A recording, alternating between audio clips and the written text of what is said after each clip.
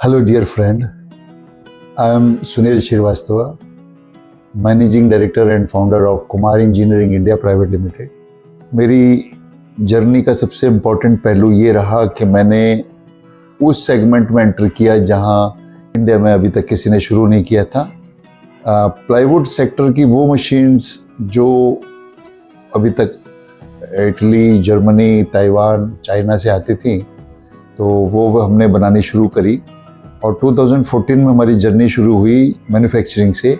लेकिन उसके पहले समवेयर अराउंड 16 ईयर्स हमने इन मशीनों की मेंटेनेंस, ओवरहॉलिंग, रिवैम्पिंग और उन सब में वर्क करने के बाद फिर ये कॉन्फिडेंस क्रिएट हुआ कि ये मशीन में बनानी चाहिए। और हमने अपनी मशीनों को बनाते बनाते इतना कॉन्फिडेंस हमारे अंदर आया कि हमने एक मशीन से शुरू किया और आज हम लगभग मोर देन 30 मॉडल्स मशीन्स के बनाते हैं, डिफरेंट मशीन्स।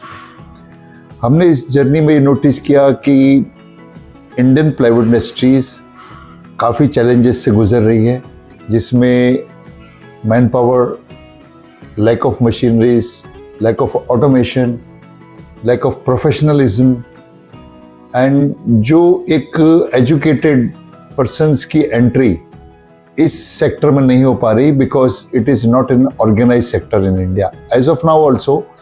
पहले से तो बेहतर है, लेकिन फिर भी बहुत बड़े लेवल पे हमें काम करने की ज़रूरत है, तो हम इसको ऑर्गेनाइज सेक्टर में लाने में कामयाबी मिलेगी।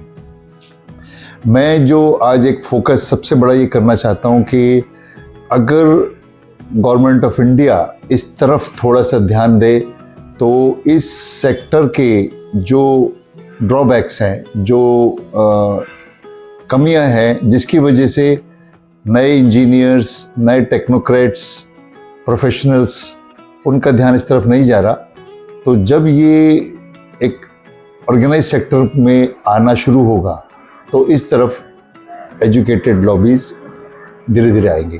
इस सेक्टर्स की जो कमियां हमने नोटिस की कि इसमें मशीनरीज का इंट्रोडक्शन बहुत कम है। लोग ट्रेडिशनल वे से मैन्युफैक्चरिंग करते थे, तो उसमें एक सेफ्टी फैक्टर के साथ कंप्रोमाइज़ होता था। मशीन की सेफ्टी, लेबर की सेफ्टी और ओवरऑल प्लांट भी डेंजरस जोन में कई जगह चलते थे। कई केसेस, कंप्लीट फायर केसेस भी नोटिस में आए हैं। तो अगर हम इस तरह थोड़ा फोकस करें कि सेफ्टी फैक्टर्स बिल्कुल एकदम नॉर्म्स रहें और जो प्लांट के अंदर की एनवायरमेंटल कंडीशंस है उस पर ध्यान दें, तो मशीन का, प्लांट का, प्रोडक्टिविटी का, क्वालिटी का एक नया ही लेवल हमें मिल जाता है। तो इस तरफ हमें ध्यान देने की बहुत ज़्यादा ज़रूरत है। दूसरा जो सबसे बड़ा फोकस जो मैं आज यहाँ इस बात पर लेके आना चाहता हूँ वो ये है कि अभी तक जिस भी तरीके से हमारा मैन्युफैक्चरिंग प्रोसेस चल रहा था, अगर हम इसको थोड़ा सा एडवांसमेंट की तरफ जाते हैं और हम ऑटोमेशन की तरफ अपना ध्यान केंद्रित करते हैं तो हमें इसके बहुत सारे फ़ायदे मिलेंगे। जैसे सबसे पहला तो ये फ़ायदा मिलेगा कि हमारे मैन पावर की डिपेंडेंसी कम से कम होती चली जाएगी। आज बहुत बड़ा चैलेंज है कि हमें मैन पावर अवेलेबल नहीं हो पाती। जिस लेवल की नंबर ऑफ मशीन्स और जिस लेवल के नंबर ऑफ प्लांट्स लग चुके हैं, उसके लिए सफिशिएंट मैन पावर अरेंज कर पाना बहुत बड़ा चैलेंज बनता जा रहा है और ये बढ़ेगा। ये ऐसा नहीं है कि आज है और कल थोड़ा कम हो जाएगा, बिकॉज जो स्टेट वाइज माइग्रेशंस होते थे दूसरे स्टेट्स में, अब वो होना कम शुरू हो गए, क्योंकि हर एक स्टेट में बहुत सारी फैसिलिटीज़ मिलती हैं लोगों को, वहीं पर इंडस्ट्रियलाइजेशन अच्छा हो रहा है, तो they will not like to go to other states. तो वो एक ट्रबल वाला सीन है और उसको दूर करने का एक ही तरीका है कि अगर हम मशीन्स को ऑटोमेशन मोड में लेके आते हैं। जैसे एक प्रोसेस में एक स्टेप पर कोई काम कंप्लीट हुआ, तो अभी राइट नाउ उसको आगे ले जाने के लिए हम मैन पावर डिपेंडेंसी होती थी, it is manually shifted to some other segment, then further process is completed, फिर उसको दूसरे सेगमेंट में शिफ्ट करते थे। तो उसमें वॉच भी रखना पड़ता था कि क्वालिटी ठीक हो रही है, शिफ्टिंग के लिए मैन पावर चाहिए। तो हमारे पास आज की डेट में बहुत अच्छे लेवल पे हम लोग मशीन्स अवेलेबल हैं और इसमें कुमार इंजीनियरिंग ने भी काफ़ी एडवांस मशीन्स डेवलप की हैं और उसको अगर हम सिंक्रोनाइज कर देते हैं, ऑटोमेटेड मोड में लेके आते हैं, तो हमारे पास मैन पावर की डिपेंडेंसी बहुत कम हो जाती है। और दूसरा उसका बेनिफिट ये है कि बिल्कुल सेफ मोड में सब कुछ चलता है, कंसिस्टेंसी मिलती है, क्वालिटी बिल्कुल सेम मेंटेन रहती है और प्रोडक्टिविटी तो बढ़ती ही है। तो हमें इन सब चीज़ों को देखते हुए इस तरफ फोकस करना बहुत ज़रूरी है कि ऑटोमेशन की तरफ हम ध्यान दें और सेफ्टी को ध्यान दें और नई टेक्नोलॉजी को अडॉप्ट करने में आज हम अपने आप को स्टेप फॉरवर्ड करें।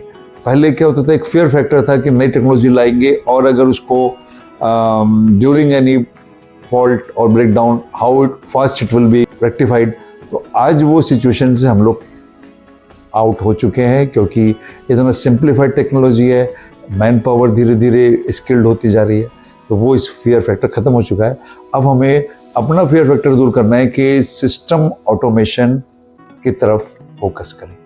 तो मैं इंडियन प्लाईवुड इंडस्ट्रीज़ और वुड वर्किंग इंडस्ट्रीज़ के ओनर से एक अपने इस वीडियो के माध्यम से ये संदेश देना चाहूँगा कि आज वो समय आ चुका है कि कंपटीशंस को अगर हमने फाइट करना है तो मशीन्स का यूज़, ऑटोमेशन का यूज़ और सेफ्टी फैक्टर्स को बहुत ज़्यादा इम्पोर्टेंस दें।